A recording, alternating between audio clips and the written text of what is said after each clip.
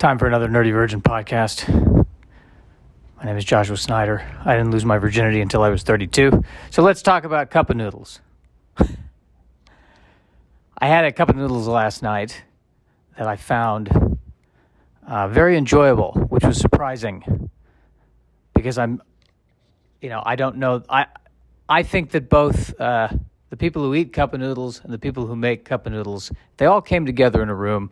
I think there would be much agreement that this is not necessarily the greatest food that you can eat by any stretch of the imagination. Now, I'm not trying to bash cup of noodles, all right? I'm a fan of cup of noodles.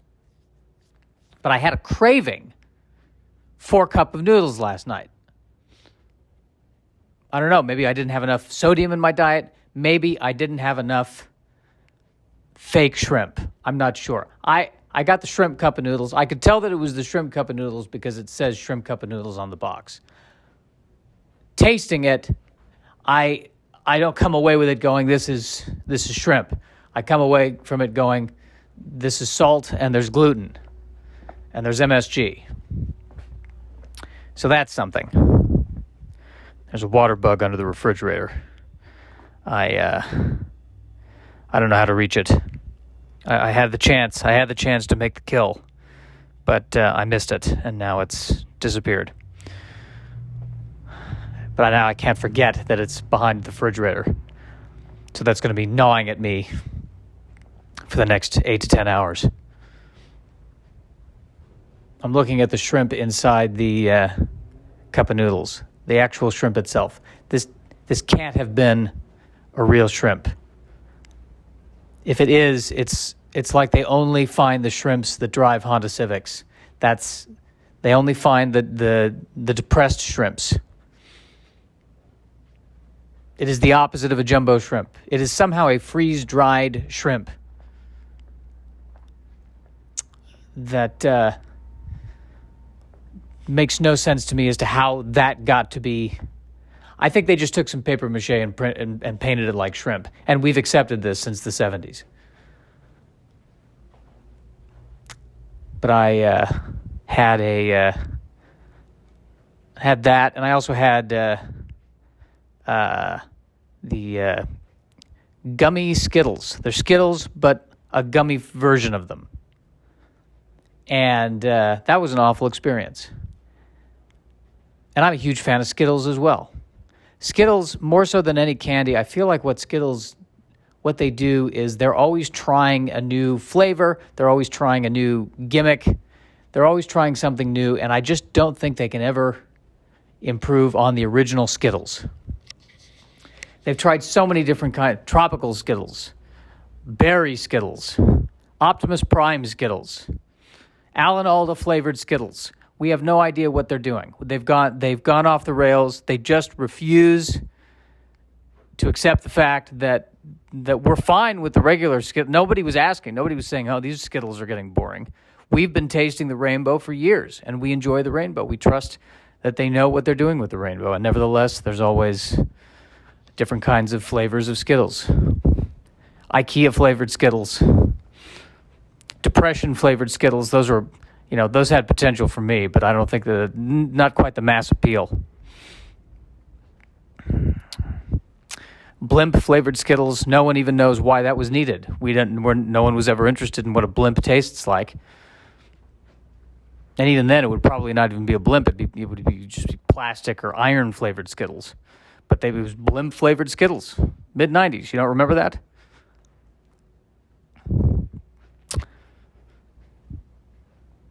Cup of noodles.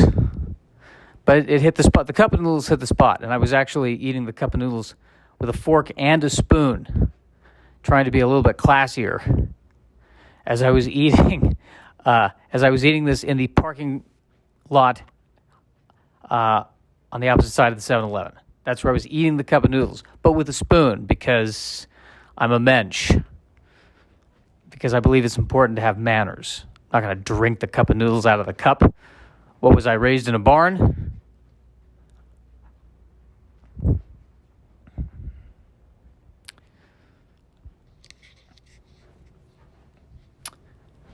I'm not sure what the I'm not sure what the noodles in the cup of noodles are made out of.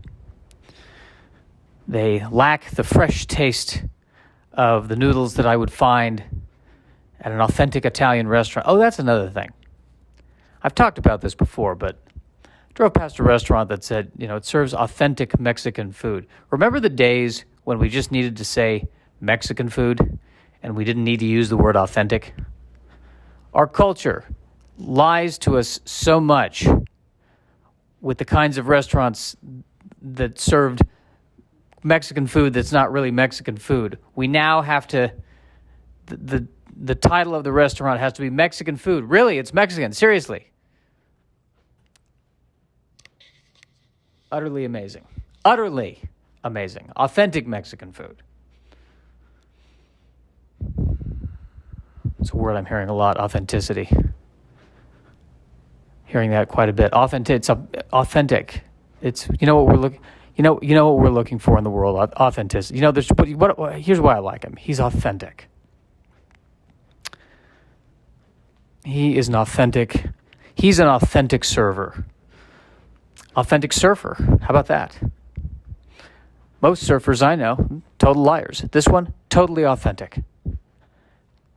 When he is surfing on that wave, he is telling the truth about his life as he's surfing on the wave. Had a full conversation with him as he was on the wave, telling me about that time when he was bullied in school and how that changed the course of his life. It was a fantastic conversation for the 27 seconds that we were on the wave.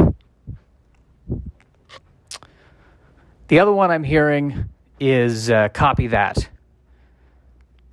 About 2 years ago, I noticed people in their 20s, instead of saying, yeah, I gotcha, or I understand, they would say, copy that, which I think is a military expression that you say over the radio. Copy that. Yeah, can you pick up some jelly at the store? Copy that. You know what? And here's my thing. If you're going to say that, if you're going to say copy that, then I expect the full military salute. I expect you to address me as sir or admiral.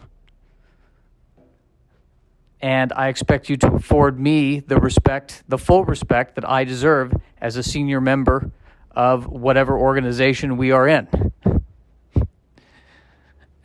As a senior member of the volunteer corps for the Burbank Comedy Festival.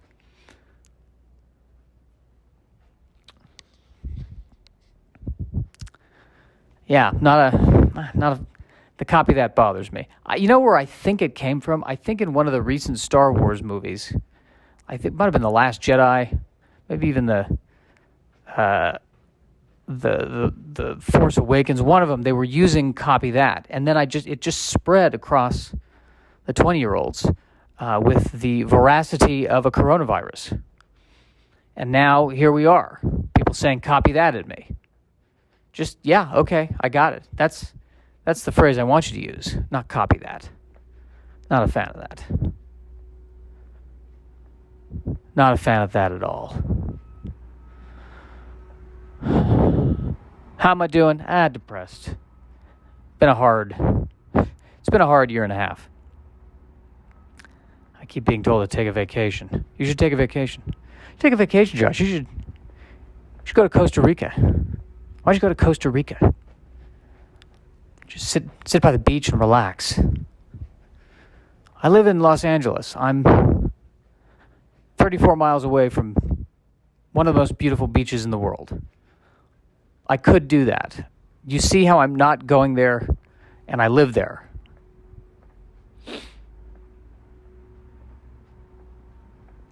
I don't think the beach will be relaxing to me.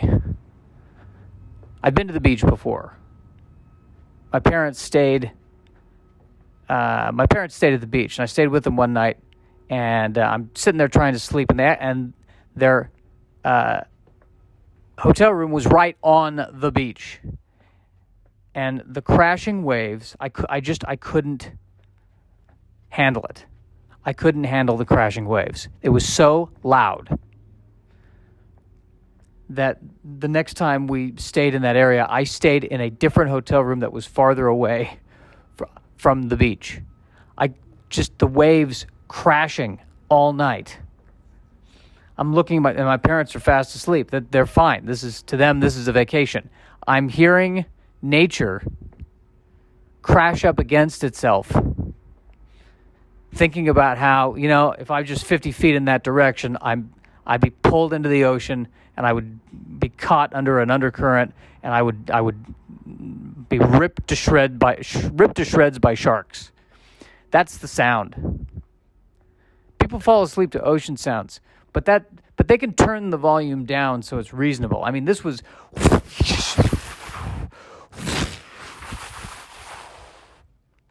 what makes me feel like falling asleep? Listening to millions of tons of water crashing against millions of pounds of rock over and over and over again for 8 consecutive hours. That just gets me sleepy.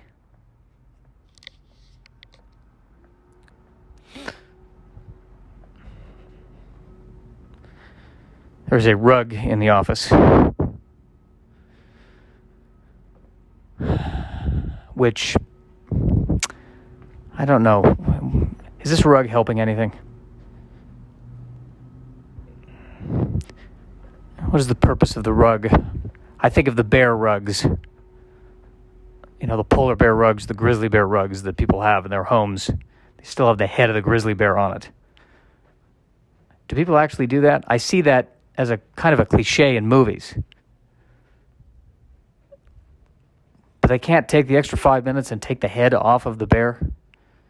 I feel like it's a flex when people do that. That must be what it is. Oh, you see that rug? Yes, it's nice, isn't it? Yes, I killed that bear myself and then turned it into carpeting. And now the other bears know not to mess with me. Now the other bears don't know that. If given half a chance, they'd mess with you. And then they wouldn't make a rug out of you. They would eat all of you because they use 100% of what they... Well, I suppose they'd leave the bones. They'd probably even eat the bones, depending on how hungry they were. I would imagine.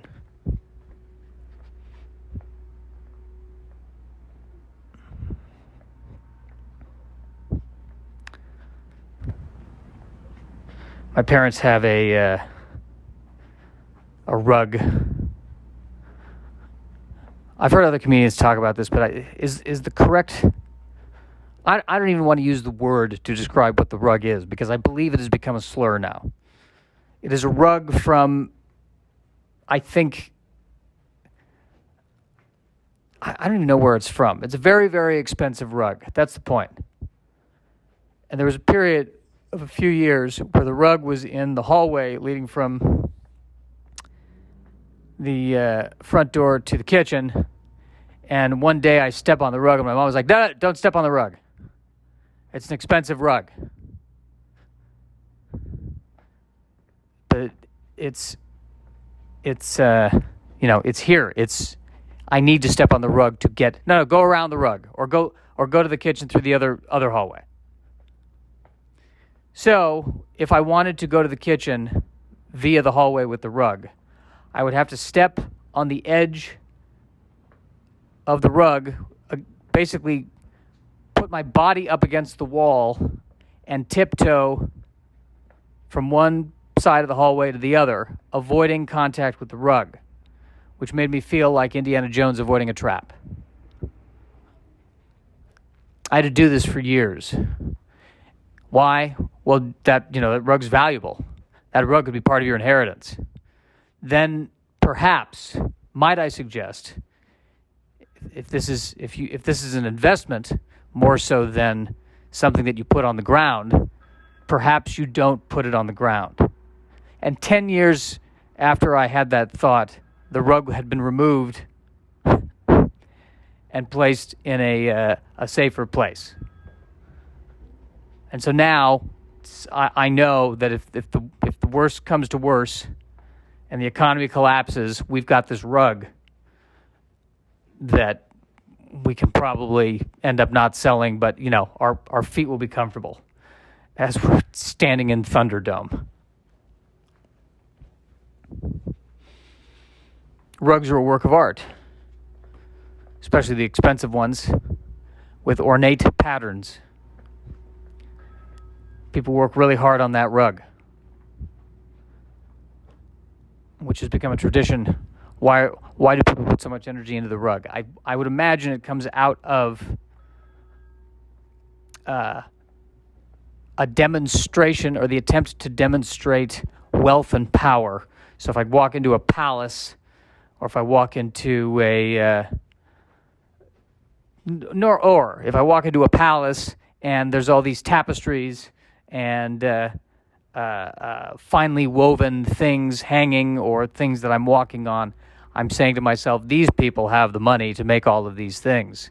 They are powerful, and I am not powerful.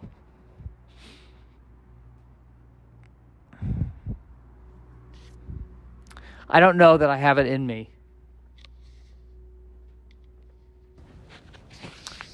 Sorry, I just got a phone call, which I felt I had to take. So I was probably interrupted in mid-thought. Something to do with rugs. Something to do with rugs.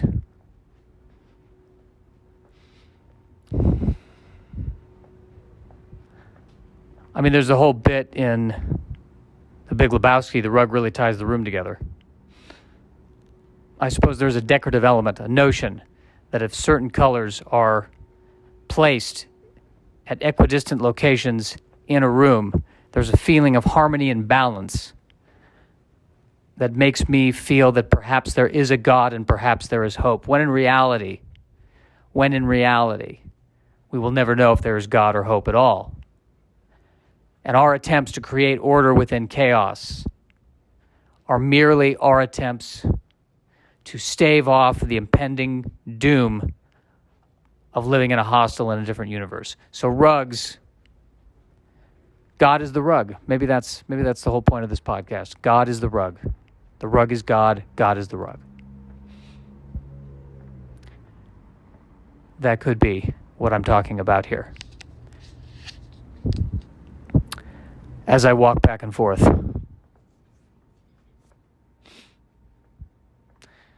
I had my ramen noodles last night. I had my Skittles gummy Skittles. They're too waxy. They were too waxy.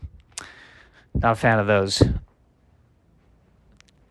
then this morning, I'll be having some toast. And I got, later today, I plan to try the crab Louis salad that I got at Ralph's. Probably a bad idea. Probably a bad idea. A prepackaged Ralph's salad. I'm trying to stay away from poultry and red meat, only eating fish if I feel the urge for protein. How's that been going for me? Thank you for asking. Look at you asking me how that's going. Well, now I'm just constipated. That's how it's going. Is that an improvement? Anybody? Thoughts, feelings?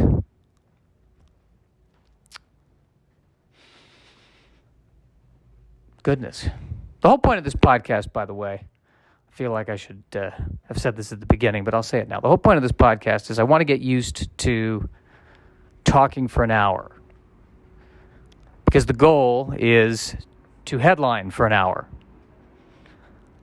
And so even though I am jumping into this with nothing, my thought is I just want to riff and trust that the creative spirit will send me energy that will enable me to finally craft jokes in the moment. Because that's not how comedy works. Well, it kind of is. It depends. But I think we both need to have the understanding that this may not be wall-to-wall laughs. You've just listened to me talk at length about rugs for the better part of 15 minutes. Now, I'm not saying this is the final product by any stretch of the imagination. The theory is by the time you see me live, I will have finally crafted all of this into something palatable. But nevertheless, I love the idea of just sitting down, going through and doing an hour. I do this twice a week.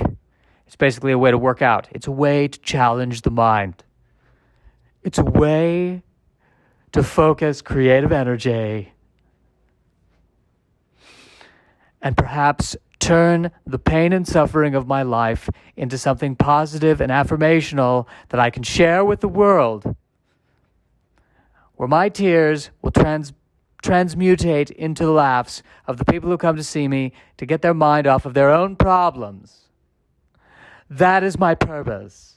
That is why I am here. That is why I am here on earth. That is why I am here.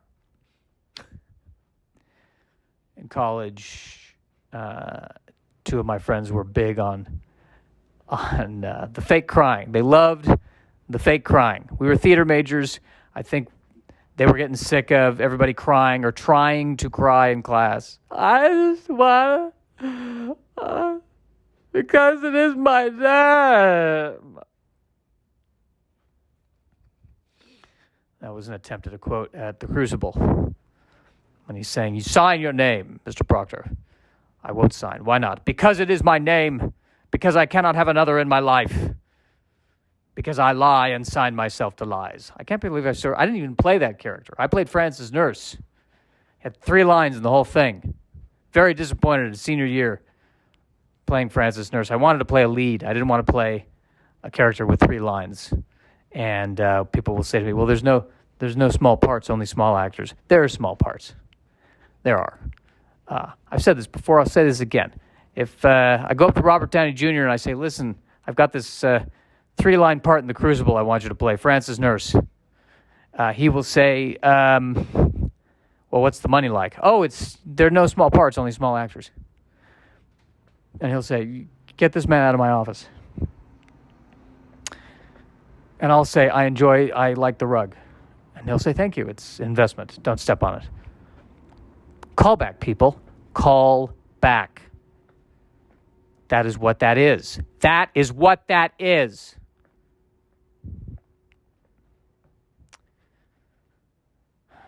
What else going on? Really need to wash my car is very dirty. I need to get it washed. I need to go to the car wash. I need to get the car washed. Or I don't. I kind of like that it looks this dirty. I just like showing people visually where I'm at emotionally. And the hope is that the dirtier it looks, the less people would want to do anything with it. Even though it is a 10-year-old, actually an 11-year-old Honda at this point. I think that people might be... I don't think it's going to be the collector's item that I thought it would be at one point. Of course, I could be wrong. As I say, I'm walking around looking at this ergonomic chair. I used to sit in this ergonomic chair. It's one of these chairs where I'm putting more weight on my knees, and I would sit on this for 8 hours, and then my knees would hurt. So that was fun. That's what I like about ergonomic chairs.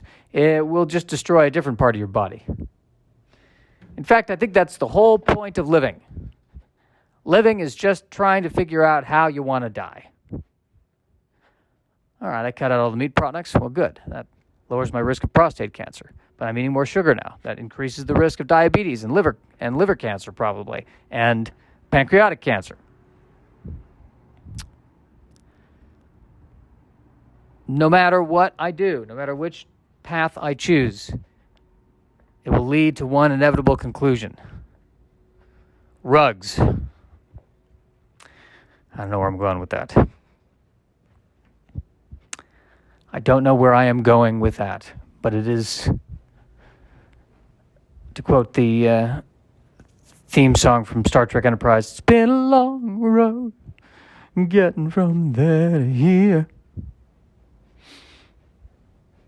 Which a lot of people got angry when Star Trek Enterprise had a theme song that was more of a song with words sung by somebody as opposed to an instrumental theme song, which was the standard for Star Trek series and movies. It's been a long road getting from there to here. And to those fans, let me tell you, I think it could be worse. I mean, there was a kind of a soulful, melancholy element to it, maybe a bit of an inspirational bent to it, that fit the show.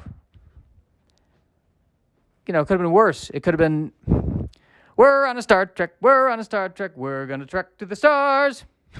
That would have been much worse. That would have been, or you know what, maybe that would have been better. Hey, you want to watch the new Star Trek series? Yeah. We're on a Star Trek, we're going to trek to the stars. Is this serious? Is this a Mad Magazine parody thing? No. That's the melody they went with. Really, it's a great show. Scott Bakula's fantastic. Special effects are amazing. Ray Shields. We're on a Star Trek. We're on a Star Trek. Stars. Lots of people go on Star Treks, but we do it better. Uh-oh, there's a Klingon ship. Better go to a different star system. Star Trek. Hey! Brought to you by Arm & Hammer Bacon Soda. It sounds like a 1940s radio jingle right there. Well, getting worried about the virus. Been worried about the virus. Things not going to go away. I think that's become painfully clear. Vaccines help. They're not perfect. Every day I wonder, are they going to lock us down again or not? It's very stressful.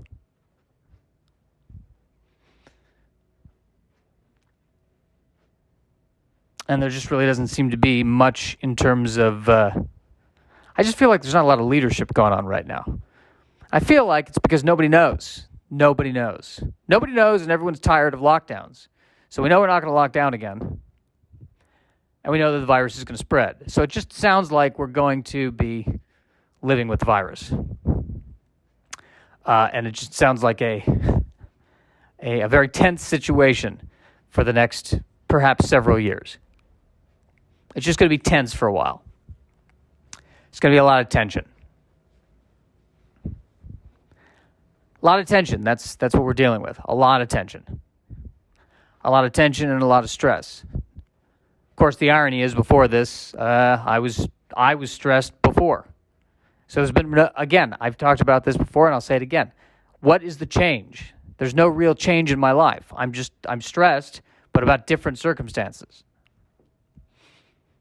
The circumstances have changed, but the stress has stayed the same. So there's almost nothing to talk about. There's really no change. And yet the only constant is change. I love when people say, you just have to get used to change. The only constant is change, you know. You just have to get used to change. The only constant is change. Yeah, but it's that kind of thing where there's no change, and then there's abrupt, violent, angry, terrible change, and then there's boredom, and then abrupt, violent, angry, terrible change, and then, oh, you know what? That pastry was actually pretty good. And that's life right there. If change were predictable, it wouldn't be change. All right, I get it, all right? Oh, here's another one I like. I love this. It's not about... there's what you think. It's what you're looking for versus what you find. And pay more attention to what you find. What you find is what you need versus what you're looking for, which you may not ever get. And I love that because it reminded me of this great improv class where the teacher said, don't invent, discover. And when I do that in the writing and when I do that in my life and when I have that mentality, then things go better. Instead of forcing, reaching, inventing. What have I discovered? What am I discovering right now? Well, I'm walking around in a room with these classroom desks. So it's not even a desk. It's a chair with it's a foldable chair, but it has a writing surface attached to it, but it's only half a writing surface. So when I'm writing while sitting in the chair, I have to scrunch up to write. It's not a big, expansive desk where I imagine Shakespeare sitting down with a pen and a quill. And he starts off by writing, "We're on a Star Trek. We're on a Star Trek." And he says, "No, this is awful. I'm not feeling it today. I'm not feeling it today." But it's this tiny desk, and the writing surface is on the right side. I am left-handed, so in order for me to use this desk, I have to basically turn my entire body and scrunch it more to the right. So it's it's horrible, frankly. It's horrible for me and for anyone who's left-handed. This desk is flipping the bird to all left-handed people. That's what this desk is doing. I'm sure they probably have left-handed desks. I remember this was a big issue in elementary school. Left-handed scissors. I always had to get left-handed scissors because I would try the right-handed scissors and they wouldn't work. And I don't know, I can't explain this, but as an adult now, I don't know if there's been a revolution in scissor construction, but somehow it's like I turned 18 and suddenly I never had this problem with needing left-handed scissors.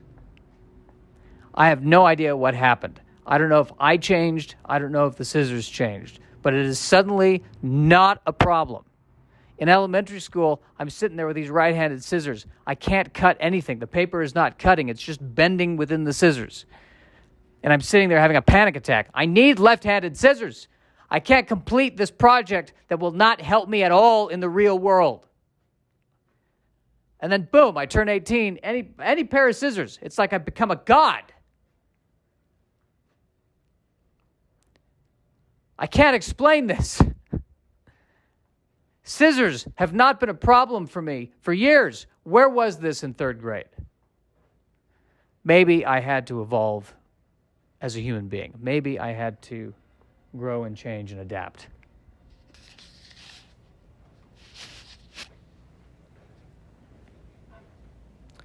"32 minutes in, people. 32 minutes in. And I finally discovered left-handed scissors. I went to Ponderosa Elementary School, Prairie Middle School, Overland High School. We get it. We lived on the prairie. I lived in Denver. Everyone is in love with the Cowboys. That's our thing. The Cowboys. Ooh, the Wild West. Cowboys in the Wild West. The Rocky Mountains. Rocky Mountain High. And Ponderosa Elementary School, it wasn't just called first grade, second grade, third grade, fourth grade. Each grade had its own cute name. I believe first grade was called Trail Dust, which, as I get older and look back on it, sounds like an insult. Oh, they're the trail dust. The dust on the trail. Oh, the thing that gives you tuberculosis. That's the first graders. What was second grade? I think second grade was... second grade might have been rodeo, which that's what it feels like when dealing with second graders. But they were trail dust, rodeo, hitching post. That was the name of... I think that was the name of the sixth graders. Well, while they were there. And then about halfway through, they moved sixth grade to middle school, so fifth grade became the final grade in elementary school. I think Silver Spur was one. That might have been fifth grade. But that's what they called us. I was trail dust for a year. Feel like I'm trail dust right now, to be honest. Blood sugar's probably crashing. Got to deal with this sugar addiction. But it's lonely being on the prairie, the Colorado prairie. It's really not a prairie anymore. It's just a nonstop sea of mini malls. I smell the scent of a 7-Eleven this way. Yeah, I don't know, man. I don't know. I don't know where we're headed. I don't know what's going to happen. Maybe this whole virus thing, maybe it's becoming a media blitz. Maybe it's not as bad as they are saying it is. Of course, that's not, it's easy for me to say. I'm not the one who's suffocating, so maybe I should shut up. This is why you shouldn't be coming to this podcast for comprehensive commentary on the geopolitical situation, nor should you be coming here for any medical advice. I just spent an hour talking about ramen noodles and gummy Skittles. I am clearly not the person you should be consulting with regarding your diet plan. That is quite obvious, isn't it? I should think that it is. How am I feeling, though? Maybe we should dig deeper. I'm feeling a bit hopeless. I'm feeling depressed. I'm feeling like no matter what I do, I'm not going to achieve my goals and dreams that I want to achieve, which means maybe I need to go back to that other quote. Maybe it's about what I find. It's about what I find. And maybe what I find is what I need. And apparently what I need, if we follow that logic, is fear, aggravation, and disappointment. So, good. I guess I feel better. Feeling depressed because I don't know, I haven't been connecting on the stand-up, and I'm seeing that I need to tighten up what I'm doing. I need to work harder.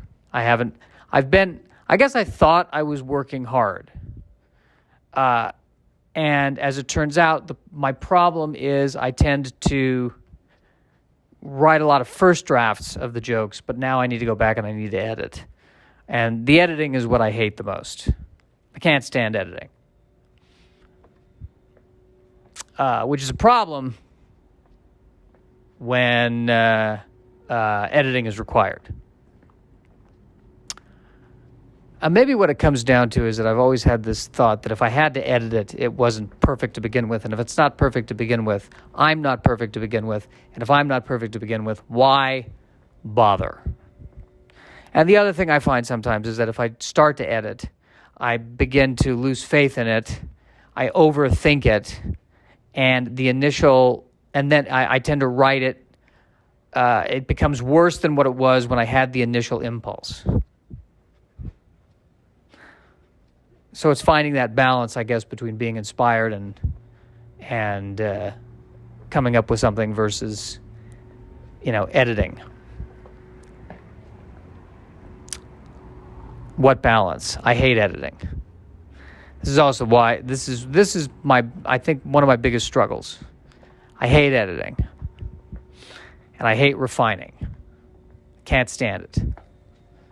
And nevertheless, I always feel like when I hear stories about people who, write the script that they sell, it was like, I had this inspiration and I sat down and I wrote it and 3 days later it was there. Versus, draft after draft after draft after draft. And it just becomes a slog. But the reality is, some movies are the result of draft after draft after draft of a script. Other movies are the result of just the script going through one shot. And some are good on one category and some are good on the other category. There's no rules, Josh. There's no rules. We live in a hostile and a different universe, and there's no rules. That's all that there is. It's a hostile and a different universe. Does God exist? I don't know. This is not the podcast for me to talk about that. Do I think he exists? I don't even want to use the word he. Does God exist? Oh, there's probably some energy that binds us all together. Something like that, right? Probably. Something like that. And once we figure out what it is, I just get the feeling it's going to be kind of disappointing. Oh, is that all it is? Either that or God does exist, but that's the guy who drives a Jeep. Yeah, I'm God. I threw it all together. And so I did about a week or so, right? It took me a week to throw it together, and I thought, make a universe and put some people in a couple of places. And maybe I invented cards. That's what I did. I'm God. Poker, that was me. I made poker. And life. I did those two things. Supremely Midwestern person. That's who I envision God is at the Vegas blackjack table as we speak. I created blackjack, but sir, you're at a $20,000 deficit. Maybe you should quit. No, I'm God. I'm God. I'll be fine. I'm good for it. I'm God for it, if you will.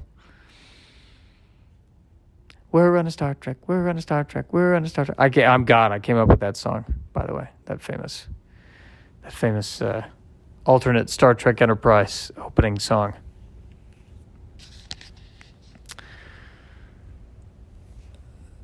What does God exist? I don't know. I'm never going to know. So why focus on what I'm never going to know? That's what I always feel like. Why focus on what I have no control over? I can only focus on what I do have control over. I don't have control over whether or not there's a God. I do have control over what kind of jelly I want to eat and how I want to give myself cavities from the sugar. That's what I do want to control. And you know what? Today, I think I'm going with the lemon spread. He's going with the lemon spread. He's going with the lemon spread. He's going with the lemon spread. HAL 9000, 2001: A Space Odyssey. In the scene where Dave disconnects Hal, he starts talking slower. He sings, Daisy, Daisy, doo-doo-doo-doo-doo. And it was a very dramatic, heart-wrenching scene with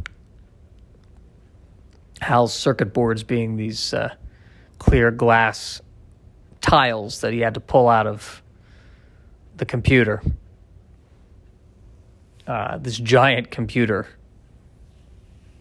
I feel like today would be, inside of a cell phone. Which it would have been harder to have that dramatic scene in the movie today on a microchip. It would be him with tweezers. No, Dave, don't do it. You'll never be able to order takeout without me. Is there anyone out there who's actually named Siri? I feel like there is. And every time somebody is asking Siri for something, she's like, oh, God, this is not the time to be named Siri. I'm sure that's a person. I'm sure another comedian has come up with that, too. That's a dead end, isn't it? Is it wrong that I'm, frankly, have a better relationship with Siri than I do with most of the human people in my life? I feel like she gets me. I feel like she understands. I just want to know how to get there. I don't need to know your whole life story.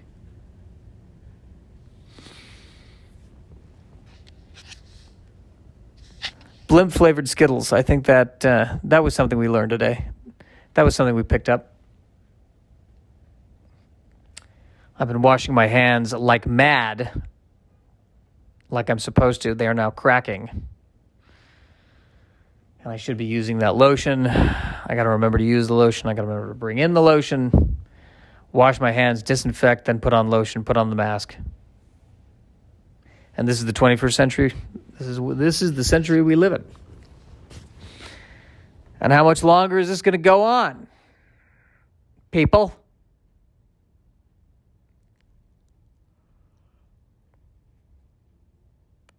How much longer is this going to go on? This reminds me of friggin' Shakespeare in Love when they had to close the theater because of the plague.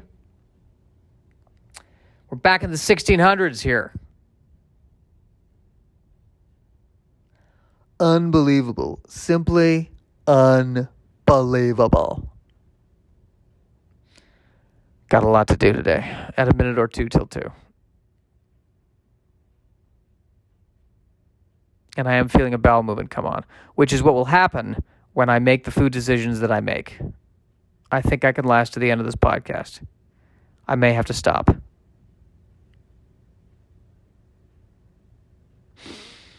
But I've been doing a good job about not eating red meat and not eating poultry. Do I get points from that?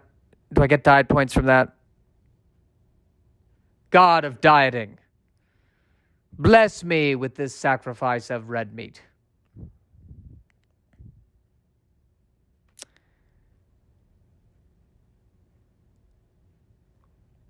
Painting the walls. I'm moving soon.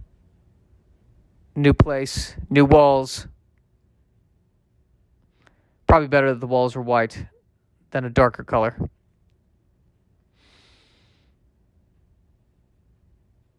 Black is fine if it's a theater, but for some reason it's not fine if it's a home. It'd be interesting experiment to live in a home that has black walls.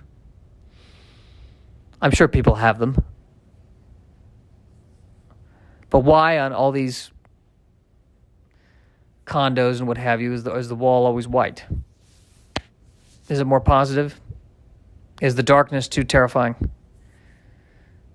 Is the darkness within the condo too terrifying? That's the question that we need to be asking ourselves.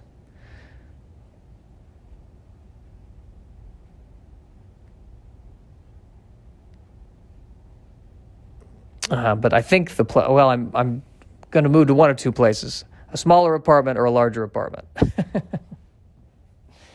That's how good I'm doing.